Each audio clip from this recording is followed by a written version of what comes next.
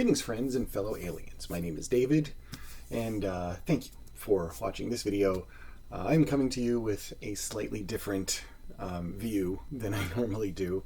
I am sitting at one of my computers here that I use for a lot of like video stuff and some writing stuff and all those kinds of things. So I got a bigger machine and I'm using this camera, boop, right there, to talk to you. So a little different.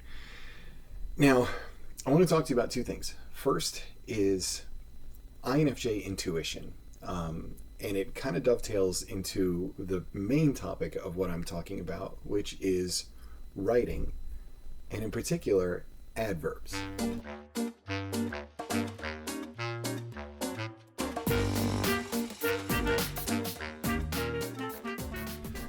So somebody posted a comment on one of my much older videos recently and was like, wait a second, like, why are you so violent against adverbs? And it's true. I'm violently against adverbs. I just used an adverb. See what I did there? I am definitely against adverbs. And part of the reason for that is because I think they hold back descriptive writing. One of the compliments that I receive frequently in messages and on the reviews for my book, The Caretaker, on Amazon, excuse me, is that it's written in a very, very descriptive manner, and you can really step into the main character, William, and see everything that he's feeling and experiencing. Now, there's a reason for that. In 85,000 words of that manuscript, I use probably around 250 adverbs. 250 out of 85,000, and I leave them in dialogue. Like, that's counting the ones that are in dialogue. So let me talk to you a little bit about this and why I think as an INFJ and an intuitive, it's important to understand why I'm doing this, because this is actually something that translates and helps you in real life. I find this stuff really fascinating, you know? So I'm going to read just a little bit of a chapter of a book that I started writing a couple years ago, and the book is called Brain Dead. I'm about 33,000 words in, and I have stopped. This book was going on before I started the first sentence of The Caretaker. So this has just kind of been going, because this is a story that has been in my head for the better part of 20 years. And I started writing it and having a lot of fun with it, and it was great. And then I just kind of lost my way a little bit, and then I wrote this other cool thing, and I was like, hey, that's kind of neat. I should write more of that. And eventually that just became a book and publishing and everything else. And here I am. So this is something that I've been working on for a while, and I'm always happy to jump back into it, read a little bit, and talk to these characters again, because I heart every single character that my stupid imagination came up with for this story. I love them all dearly, and they deserve a polished, finished story. I'm just not really in the mood to write it yet, but I'll play with a little bit right now. So I'm going to read to you part of, let's see, 1, 2, 3, 4. It's the 5th chapter in this one, and the chapter is called Boom. Just to give you a little bit of background, this is a scene between two characters. We have Avery, who is an INFJ. He's a 30-something. He's kind of a loser, drifting in and out of jobs. Can't really get his stuff straight. The dude just has a hard time with life, right? Life and relationships. He's a huge overthinker, really just kind of awkward all the time. He is that guy, right? And with a real strong heart and certainly convictions, but always empathy pulling him in different directions and those kinds of things. And then there's Theo. Now, Theo is in his early 20s. Theo is very acerbic. He's sarcastic. He's pissed off at the world. And they are stuck together going to a job. They're computer repair type stuff. So they go to people's homes, they repair computers. Theo's been at this job. It is Avery's first day. He's had the worst first day, and he's probably getting fired, but Theo's just like, let's just go do this job real quick and let me get to know you a little bit, right? So that's the setup of this. And this is just part of a conversation that they're having. Now, what I want to do is highlight a couple of adverbs that I'm using in here, and I want to change them while we're going through this. And I want to show you how the adverbs hold back the descriptive writing, and how I'm going to change it to hopefully embellish the writing a little bit more, give it a little bit more color, and tune into intuition. So those of you who are a bit intuitive will pick up on these things more naturally, and that's something that I'm always going for. I'm having a chai in a cat mug. I'm kind of like drinking out of its skull. It's a little weird, but it's fine. I'm going to set up a record here so you can see this on screen at the same time that I'm reading it, and we'll go from there. So just un momento, por favor. Okay, so let me read the first part of this to you, and I'll try and scroll it while I'm doing so, and then we'll go back and we'll do some corrections, and I'll just talk about that real quick, okay? This chapter is called Boom. Avery was crammed into Theo's passenger seat, white-knuckling the oh shit bar above the door, and figuring that if he did die in a fiery wreck, it would be an appropriate day to do so. Theo was cutting in and out of traffic in his ubiquitous broken-in import. The car featured a rattling muffler, a terrible blue paint job, and a stereo stuck on a talk radio station. He was barely paying attention to the road. So what's your story, Avery? Can't hold a job? Avery shrugged. Not really. I've had to move around a bit. Finding consistent employment has been hard. I like to think of myself as having many varied skills. Okay, like what? Well, I mean, I've had jobs, Avery said nervously. I'm pretty good with technical things and like customer service type stuff, I guess. Spent time as a magician for little kids. I was even in a band once. Theo snapped to attention. You of all people were in a band? What do you play? Bass, mused Avery. I had a Fender. It was bright pink. Wait, pink? Theo said curiously. Yeah, the drummer had pink drums, guitar player had a pink Strat, we had pink wigs and wore pink clothes. Theo burst into laughter. What the hell kind of music did you play? Avery shrugged. Goth industrial. Wait a second. You had pink instruments, wore pink clothes, and had pink wigs, and you played fucking goth music? What the hell was the name of your band? Pepto-Dismal? Theo stared at him quizzically. Actually, that makes a lot of sense. Alright, so I'm going to stop right there. Give me just a second. Let me turn... Well, no, I'll leave this going. This is good. So, here's the thing with adverbs, right? To me, they give away too much information.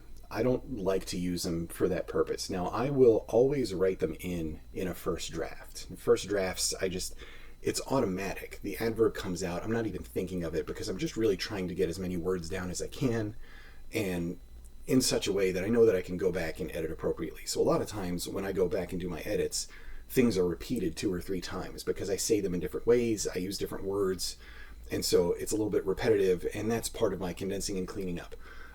For the caretaker, when I wrote that manuscript went, I think I cut out about 5,000 words from the time that I was finished to the time that I completed all of my edits. By the way, as an aside, the caretaker is available on Amazon and on my website. As a matter of fact, you can score a signed copy on my website, and you can even buy a copy that has an original piece of that manuscript in it. It's just something that I'm trying to do to raise some money to get some more stuff so I can have some better equipment, do the audio recording and all those things. So please check it out, and I appreciate it and appreciate you. Thank you. So anyway, with the adverbs, they give away too much information. So the first one I want to look at right here is barely paying attention to the road, right? Is this sentence. And it's that word barely that I just don't like it. I don't like it, right? So what do? I'm telling you that he's barely paying attention to the road, right? I'm telling and not showing.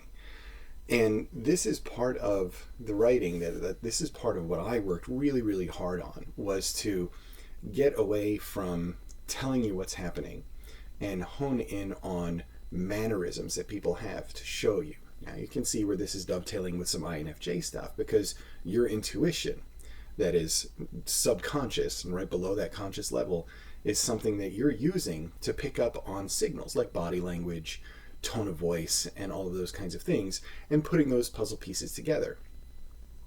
With adverbs, it's very straightforward. he was barely paying attention to the road. So he was not paying great attention to the road. Like, there's no other way to say it. It's just, it is what it is, right? So how can I change this? This is what I was thinking, is how can I change this to make this better? To basically say the same thing, but do it in such a way that gives more color to Theo. Instead of just this telling you what he's doing, how do I enhance his character and remove that? So what I'm going to do is just zonk that altogether. I don't like that sentence. It shouldn't be there. But it was a nice little mental note to say, okay, show that Theo is just sort of like really flippant about everything that he's doing. All right, so what I'll do, I'm going to change this first part, and I'm going to say, Theo, I wrote some notes to the side, so if I'm looking to the side, that's why. Yawned and hung his arm out of the window as he cut in and out of traffic in his ubiquitous broken-in import.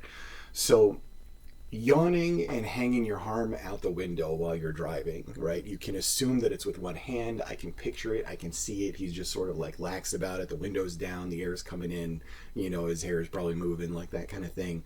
And the yawn, even still, like that's just like, I'm tired, right? I'm tired. I'm bored. It's saying all those things. So I can basically say that he is barely paying attention to the road, but I am coloring in Theo's character. I'm saying Theo yawned and hung his arm out of the window as he cut in and out of traffic in his ubiquitous broken-in import.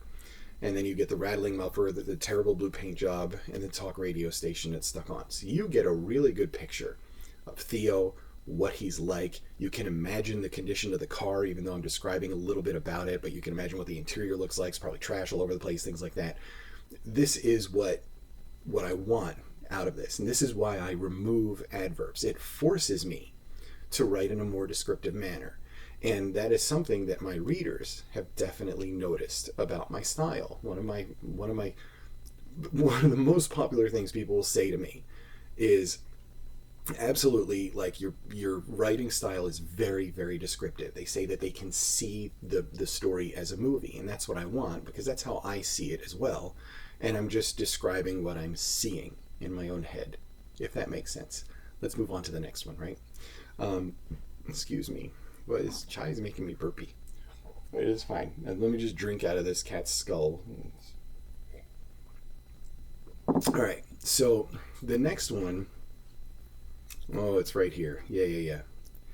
Avery said nervously. Oh, that's just gross, right? So I'm going to just get rid of that altogether. Let's condense these two. Well, I mean, I've had jobs. I'm pretty good with technical things and like customer service type stuff. But we need a way to say that he's nervous, right? Easiest way, Avery shifted in his seat.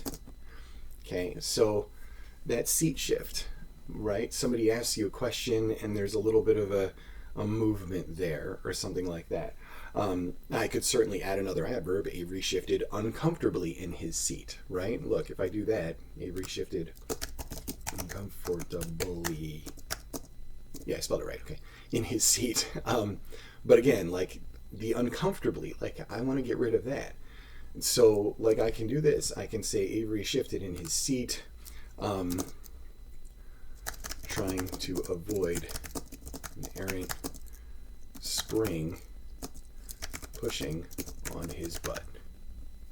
I mean, whatever. I'm just having fun with this, but you can see what I mean, right? He shifted in his seat, trying to avoid an errant spring pushing on his butt. Like it's obviously uncomfortable, right? And he's obviously uncomfortable, so he shifted in his seat. I could change this, and I could say, Avery shifted in his seat and wiped a bead of sweat from his eyebrow. Okay, so this tells you that it's warm. This tells you that he's uncomfortable. He's sweating. He's obviously not okay right now. You know, he's in a situation that he's not enjoying. Theo is driving like crazy. And so here's the dynamic. Excuse me again. So this is what I'm looking for, right? Instead of saying things like uncomfortably, instead of saying that he said something nervously, I want to show you what he's doing and let you and your little intuitive mind pick up on those things. Using adverbs tells you exactly what is happening and what the feeling is. I want to leave some of this up to interpretation. I want to show you these things and have you come to your own judgments about what Avery is going through. And this is how I do that. I'm just saying, this is what he's doing. You figure it out, right? And I think doing that over and over again in a story really leads you to this kind of sense of wonder, in that, like, you know, you get to know how these characters are acting and reacting to different circumstances and things. This is no different from real life.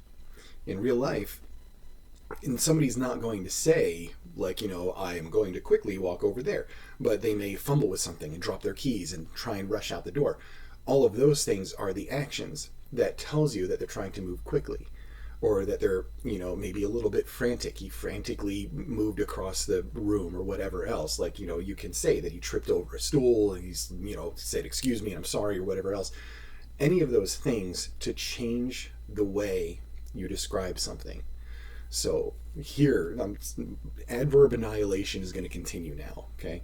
Let's go to this one. Wait, pink, Theo said curiously. He's asking a question. It doesn't need to be curiously, right? That one's super irritating. So instead of that, maybe just add Theo squinted and shook his head. Wait. So like a little like, wait, pink? You know what I mean? You see what I'm doing? That's the tell that I'm curious about something, that I'm being inquisitive about something. If you're having a conversation with somebody and you say, you know, well, yeah, like, and then I ran over a penguin, the person across from you is going to be like, wait, what, penguin? That's what I'm trying to hone in on. And that's what I see in my head when I'm writing. And that's what I want to show my reader, so they have the same view that I do. I see all of my stories and my writing as if through like a camera lens kind of thing. Am I doing this wrong? I don't know. Like, yes, there we go. Okay. Whatever, okay? So I see it as if it's through a camera lens. And I want to watch this movie. And this is what I usually do. I watch this movie play out in my head and the scene. And then I sit and I think about it. And I think, okay, if I was sitting there invisible, watching an interaction with these two people, how would I describe it? What am I actually seeing without one of them saying frantically or quickly or quizzically or inquisitively or whatever? How do I describe it? So I'm going to describe the squinting, the shaking the head, and the wait, what? Because I know that that's what I'm picking up on, and I'm hoping that that's what my reader picks up on. It makes sense, right? Let's go to another one. One more, right? So speaking of, right down here. Okay. Theo stared at him quizzically. Here's the last sentence. I thought so. We were supposed to play a gig at a church function, but I got stage fright and backed out. Had to walk home all pink. So Theo stared at him quizzically.